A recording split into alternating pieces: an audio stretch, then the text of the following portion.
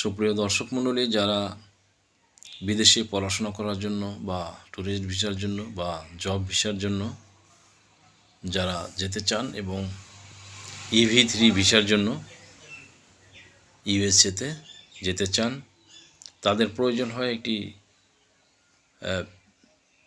Financial affidavit বা sponsorship affidavit বা value of the property. তো তারা কিন্তু এগুলো নিয়ে দ্বিধাদ্বন্দ্বে পড়ে যান, আসলে কিভাবে করবেন, কোথায় যাবেন, কাদের মাধ্যমে করাবেন। তাদের জ্ঞাতার্থে বলছি যে আপনারা কিন্তু এই এফিডেভিটটি কিন্তু আপনাদের খুব ক্রুশিয়াল একটি পার্ট।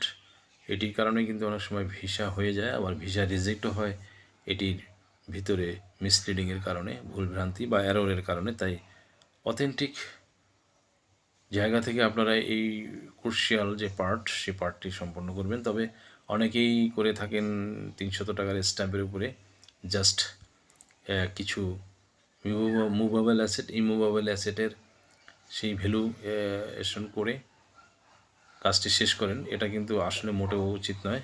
এর পাশাপাশি অ্যাজ ওয়েল অ্যাজ আপনাদেরকে সেই প্রত্যেকটা যে আপনাদের ভ্যালুয়েশন, যে প্রত্যেকটা যে এগ্রিমেন্টের আপনারা ট্রান্সলেট করে সামারি করে নোটারি করে দেবেন। পাশাপাশি আরও কিছু টেকনিক্যাল বিষয় রয়েছে। আপনারা যদি এই ফিনান্সিয়াল এফিডেভিটটির প্রয়োজন হয় তাহলে স্ক্রিনে দেওয়া নম্বরে আমাদের সাথে যোগাযোগ করতে পারেন।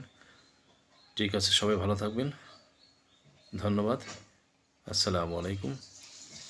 আবার দেখা হবে পরবর্তী ভিডিওতে। এই পর্যায়ে এখানে বিদায় নিচ্ছি। আমি advocate Mohammad Belayet Hossain, Bangladesh supreme court.